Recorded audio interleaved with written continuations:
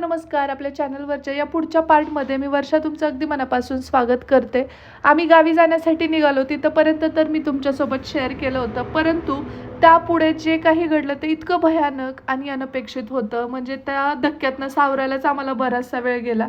So पुढे ते share तर कर. आता आम्ही निघालोय आणि मामाच्या गावाला जायलोय सट्ट्यांमध्ये ना देशील म्हणते ही. तर कसा असेल आमचा प्रवास ते बघण्यासाठी स्टेट येऊन पाहत राहा. मग आता निघतोय आम्ही ढोरळाला जाण्यासाठी. 1 वर्ष झालंय तब्बल. आणि मेन गोष्ट तुम्हाला सांगू ना, शांभवी मामाच्या गावाला जातीये. त्यावेळी खूप गोष्टी समजत असतात. म्हणजे ती आता छानपैकी चालतीये, इकडे तिकडे ते पाहतीये. पूर्वी अगदी झोपून वगैरे अशीच ती ही करायची. बाहेर बघतोय झोपूनच होती आहे ना, ती पालत पण पडलेली नव्हती. आता कसं दंगा घालणार का काय मला तर कळणार. तिथली तर लोक खूप एक्साइटेड आहे. चिकू शौर्यचा किती फोन येतो, कधी येणार चाललंय कॉल. मी म्हणलं येणार नाही तर तुम्ही नका येणार म्हणे. शांभवीला आणि श्रीला पाठवा. आणि यांचा ऐन वेळी प्लॅन बदललाय. आणि सगळ्यांना खरं तर खूप आनंद होणार आहे, कारण घरच्यांना असं माहितीये की आम्ही तिघच येतो. सो ते चिंतेत असतील, मला वाटतं कॉल करून सांगायला पाहिजे, नाहीतर ते रात्रभर सगळे जागेच राहतील. कारण ही खूप दंगेखोर आहे, त्यांना माहिती आहे. सो ते म्हणायला लागले की सगळ्या ट्रॅव्हल्स मध्ये ती ओरडायला नको. बघू आता कॉल वाजतोय, फोन येतोय मला.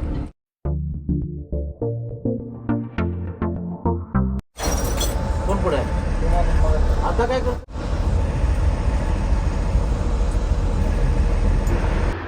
तर ते समोर बघू शकता तुम्ही, काचा खाली पडतायत, त्याचा आवाज येतोय. आणि ॲक्च्युली असं झालेलं की आम्ही कोल्हापूरमधून बाहेर पडल्यानंतर लगेच आम्हाला झोप लागली दिवसभर काम वगैरे सगळ्या गोष्टीमुळे. आणि पुढे थोड्या अंतरानं थोडा गोंधळ आणि मोठा काचेचा आवाज वगैरे झाला. त्यामुळं पुढे येऊन बघितलं तर एका अज्ञात व्यक्तीने थोडा गोंधळ घातला, ड्रायव्हरला मारहाण केली आणि त्याचबरोबर काचा वगैरे गाडीच्या फोडल्या. आणि ही अशी घटना झाली. त्याचा ॲक्च्युली पोलीस पंचनामा वगैरे झाला, ते सगळ्या गोष्टी झाला. त्याच्यानंतर ही गाडी अशाच पद्धतीनं पुढे घेऊन जात होते, जी की प्रवाशाच्या आणि चालकाच्या दोन्ही सर्वांच्या जीवाला धोक्याचं होतं. त्याच्यामुळे त्यांना विनंती केली की बाबा तुम्ही आम्हाला गाडी बदलून द्या, जेणेकरून सुरक्षित प्रवास करता येईल.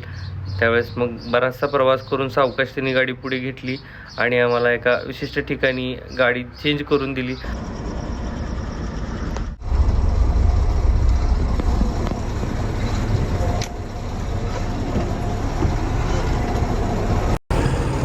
आता ना फर्स्ट टाइम असं झालंय प्रवास करताना की आमची जी गाडी आहे ना, तर त्याच्या काचचा फोडला गेला. त्यामुळे आम्ही आता दुसरीकडे शिफ्ट होतो, दुसऱ्या गाडीमध्ये.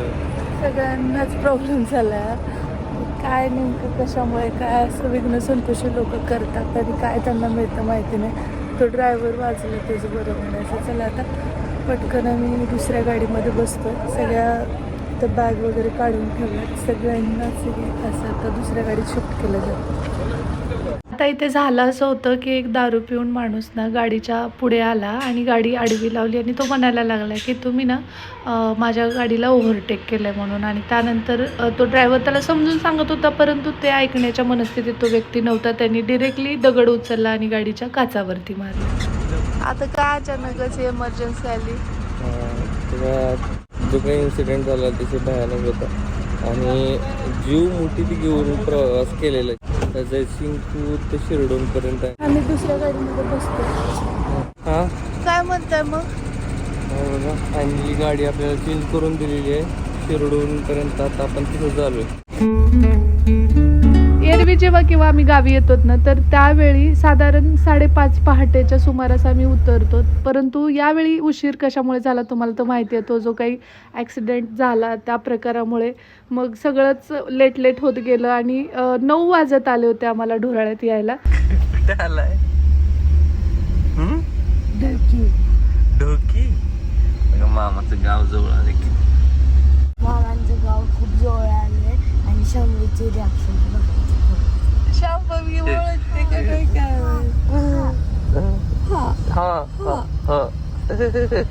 कुठे गेली शांभवी?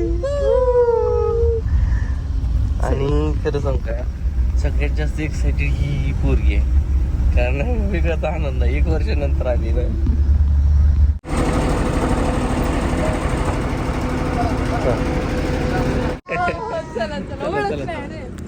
लगेच पकडते. माझी पोस्ट होते बर का. हे घरी बनवल्या. होय छान आहे छान आहे. चला हा चला.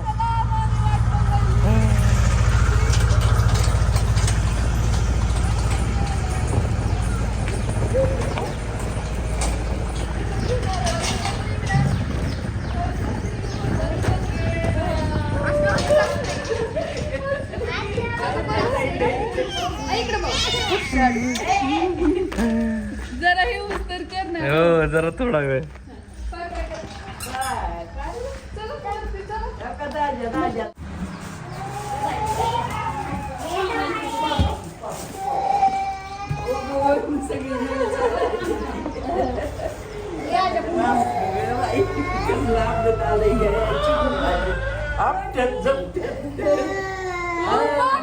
किती शकले बघा रे सगळे पिनूलाच गेले ते मागे गेली की श्रीला. माम एवढा झालाय. तसंच बिना चपलाचं पळत आले तिकडे आहे की नाही वाचलू. नाक बघू नाक कशी ओळखीत नाही की काहीच ओळखीत नाही. दुखत नाही. पिना झाली तर नको दंगा बघा तिचा आता कसा आहे ती. कंटाळता तुम्ही. इकडे गेले रे आता यावेळी पाखरू. एकदा आता सवय झाली की होती ओळख नाही तुला तशी लोकांना लय कळतं तिला.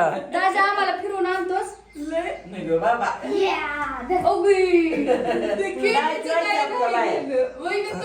किती झाली बघा. मांडीवर बसलाय आता आता लय राग येते. नाही ब्रश आवडलं नाही. हो नाही तुझ्या आधी ते आलेला आहे बरं बाळा.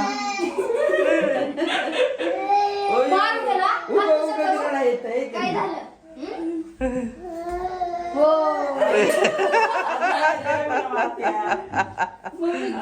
कसलं कळते रे बाबा.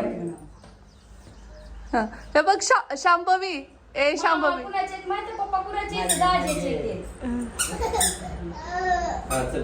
अरे बापरे केवढा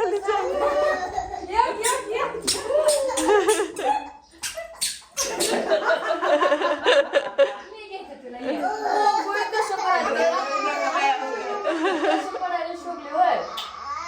बरं गप गप नाही दाजा आपलाय ग. जसं कळायलं तसं कुठं ती नाही आहे. तर त्याच्यावर मस्तपैकी करायचं. सगळ्यांसोबत चहा घेतोय आम्ही. खरं तर आज उशिरा पोहोचलोय. नाश्त्याच्या वेळेत पोहोचलोय आम्ही हाय की नाही. दरवेळी आम्ही सकाळी पहाटे 5ला 5:30ला हो लवकर पण गाडीचा दंगा झाला त्या गाडीत. असं वाटायला ना की गाडी पेटवून देतात का काय. आणि आपण कुठे निघावं बाजूला का बाजूला इतकं भांडणं, म्हणजे पोलीस आले शेवटी. मग ते सगळं सॉर्ट झाल्यानंतर ते पळून गेलं. ते जण काच फोडली का ते गेलं पळून. आणि नंतर ना मग दुसऱ्या गाडीत तरी मी तशीच गाडी चालवत होतं ती बिना काशाची. परत शिफ्ट केलं. मला एवढा लेट झालाय आता मला. आणि शांभवीला रुळायला थोडा वेळ लागणार आहे. पण ती लवकरच मिक्स होणार आहे कारण तिथं फक्त श्री दादा असतात. आता इथं भरपूर इथं दाजू. चला चहा घेतलाय. आंघोळ पांघोळ करतो. आणि मग आम्ही तर काय आता विचारायलाच नको. त्या दोघीचं काहीतरी स्पेशल बॉन्डिंग आहे दोघीचं. तिच्या जन्मापासून. हो पाजायला आता बाई, थंड झालं हो हो. शांभवी चपा हे काय हे बघा आमच्या श्रीच्या बर्थडेचा फोटो आहे. आणि आतापर्यंत हेच आश्री. प्रोफाईल ठेवली आहे भैयानं. आणि आतापर्यंत हेच आहे. किती वर्ष झालं चेंज केलेलं.